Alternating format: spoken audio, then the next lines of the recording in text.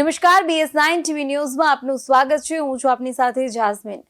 તો જે રીતે રાજકોટમાં TRP ગેમ ઝોન ખાતે ભીષણ આગની ઘટના બની, જેમાં એક જિંદગી મૂંઝાઈને મોતને ભેટી, બાળકો સહિત 32 લોકો મોતને ભેટ્યા। અનેક લોકોએ પોતાના સ્વજનો, વહાલસોયા અને પરિવારજનો ગુમાવ્યા છે, તો અનેક લોકોએ પોતાના જીવ ગુમાવ્યા છે।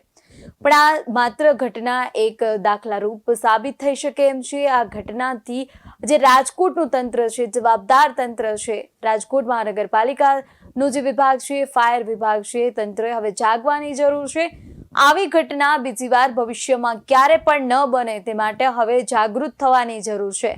સાથે જ હજુ પણ અનેક એવી સ્કૂલો છે, અનેક એવી હોસ્પિટલ છે, અનેક એવા ક્લાસીસો છે કે જે બેફામ ધમધમી રહ્યા છે, ખૂબ મોટા મોટા ડોમ બનાવી અને બેફામપણે વ્યવસાય કરી રહ્યા છે। ત્યાં તંત્રએ જાગવાની જરૂર છે। તે લોકો પાસે ફાયર NOC છે કે નહીં?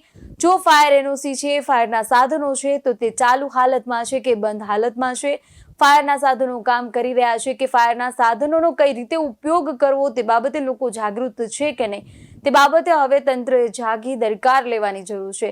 કેમ કે જે સ્કૂલો છે, હોસ્પિટલ છે, ત્યાં હજારોની સંખ્યામાં સ્કૂલો વિદ્યાર્થીમાં ત્યાં ભણવા જતા હોય છે, વિદ્યાર્થીઓ ત્યાં અભ્યાસ માટે જતા હોય છે। સાથે જે દર્દીઓ છે, એવી હોસ્પિટલો છે કે ત્યાં હજારોની સંખ્યામાં દર્દીઓ ત્યાં સારવાર માટે જતા હોય છે। તો તેવી જગ્યા પર જે તમામ ઉપકરણો છે કે નહીં, તે બાબતે હવે ખાસ તપાસ કરશે કે નહીં તંત્ર જાગી અને ત્યાં ફાયર NOC માટે કે ફાયરના સાધનો માટે, તે એકમોને જાગૃત કરશે કે એકમો માટે જ્યાં કોઈ સુવિધા નથી તે બાબતે દંડ કરશે કે નહીં, ત્યાં તપાસ કરશે કે નહીં, તે સૌથી મોટો પ્રશ્ન અહીંયા ઉદ્ભવી રહ્યો છે। તો જોઈએ અહેવાલ। રાજકોટમાં આગ લાગવાના કારણે જે TRP ગેમ ઝોનમાં કરુણ ઘટના બની, તેમાં બાળકો સહિત 33 લોકો જીવતા ભૂંજાઈ ગયા હતા।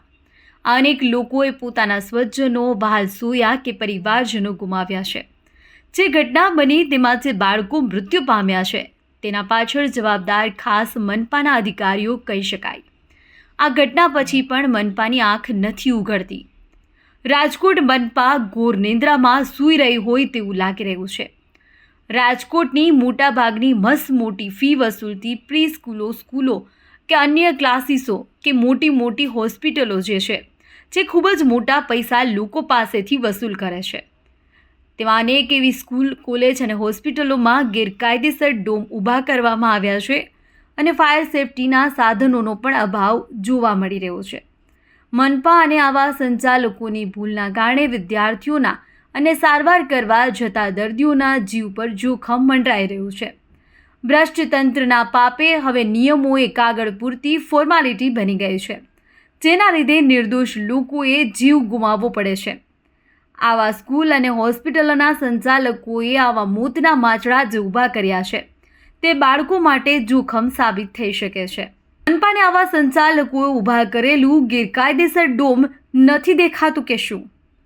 લોકો પોતાના બાળકોને ગેમ ઝોન નહીં લઈ જાય તો ચાલશે, કેમ કે બાળકોને શહેરી ગલીઓમાં પણ રમાડી લેશે, પણ સ્કૂલ, કોલેજમાં અભ્યાસ માટે અને હોસ્પિટલમાં સારવાર માટે લઈ જ જવા પડશે કે શું ત્યાં પણ હવે કાપ મૂકવો પડશે? બાળકોને માતા પિતા એકલા મૂકતા ડરતા હોય છે કે એકલા મૂકશું તો કંઈક દુર્ઘટના તેમની સાથે થશે અથવા તો તેમના વહાલસોયાને કોઈ તકલીફ થશે। પણ આવી ઘટનાઓથી હવે માતા પિતા સાથે હોવા છતાં પણ કોઈ સંતાન કે કોઈ વ્યક્તિ સુરક્ષિત નથી। ત્યારે મનપા હવે આવા જે મોતના માચડા તરીકે ડોમ છે તે કઢાવશે કે પછી રાજકોટ મનપા સૂતી રહેશે કે આવા અનેક એકમો ધમધમી રહ્યા છે, તેમની પાસે ફાયર NOC છે કે નથી, ફાયરના સાધનો છે કે નથી, તે અંગે હવે તંત્ર દરકાર લેશે કે શું, તે હવે મહત્વનું રહ્યું। તો ખાસ અનેક જગ્યાઓ પર હજુ પણ રાજકોટમાં એવા અનેક એકમો ધમધમી રહ્યા છે કે જ્યાં નાના બાળકો અભ્યાસ માટે જાય છે, અનેક લોકો ત્યાં સારવાર માટે જાય છે, તેવી સ્કૂલો, હોસ્પિટલ, ક્લાસીસ, કોલેજ એવા અનેક સ્થળો છે કે ત્યાં હવે સરકાર, જવાબદાર તંત્ર ત્યાં કાર્યવાહી કરશે કે નહીં? ફાયર NOC સહિત જે ફાયરના ઉપકરણો છે કે તેના માટે જે લોકો જાગૃત થાય, સાથે જ આવી દુર્ઘટનામાં કોઈના વાલસોયા કે કોઈના પરિવારજનો કે કોઈના સ્વજનો ફરી દુર્ઘટનામાં ઈજાગ્રસ્ત કે મૃત્યુને ન ભેટે તે માટે તંત્ર હવે તે જવાબદારી લેશે કે નહીં? જો આવી ઘટના ભવિષ્યમાં બનશે તો હવે જવાબદાર કોણ થશે?